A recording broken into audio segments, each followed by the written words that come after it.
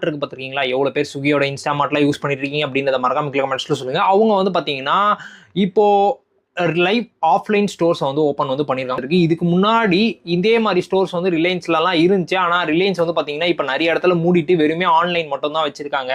அந்த மாதிரி தான் வந்து இன்ஸ்டாமார்ட்டும் இப்போ திறந்திருக்கான். மேபி கூடிய சீக்கிரத்தில் அந்த மாதிரி மாறிடுவான். எப்படி ஜெப்டோ மாதிரி குடோன் மாதிரி வச்சிருக்காங்களோ, ஜெப்டோவாவது ஃபர்ஸ்ட்லேருந்தே குடோனாக தான் இருந்துச்சு. ஆனால் ரிலையன்ஸ்லாம் வந்து பார்த்தீங்கன்னா, நிறைய இடத்துல க்ளோஸ் பண்ணிட்டாங்க. மெயினான இடத்துல இருக்கிறதே வந்து க்ளோஸ் பண்ணிட்டு அந்த இடத்துல நீங்கள் ஆன்லைன்லேயே ஆர்டர் பண்ணுங்க, நாங்கள் இங்கேருந்து எடுத்துகிட்டு வந்து கொடுத்துருவோம் அப்படின்ற மாதிரி ரிலையன்ஸ்லேயே நிறைய ஸ்டோரை வந்து க்ளோஸ் பண்ணிட்டாங்க. இப்போ வந்து என்னன்னா, இவன் அப்படியே எடுத்துட்டு வந்து இப்போ ஆஃப்லைனுக்கு நான் எடுத்துட்டு வர போறேன் இன்ஸ்டாமார்ட் அப்படின்னு சொல்லிட்டு இன்ஸ்டாமார்ட்ல ஆஃப்லைன் ஸ்டோர்ஸ் வந்து ஓப்பன் பண்றான். அது எவ்வளவு நாள் இருக்க போகுதுன்றதெல்லாம் தெரியல. இப்படி ஒரு விஷயம். ஸோ நெக்ஸ்ட் ஆனந்த் அப்படின்ற நண்பர் வந்து பாத்தீங்கன்னா ஒரு கமெண்ட் வந்து போட்டிருந்தாரு.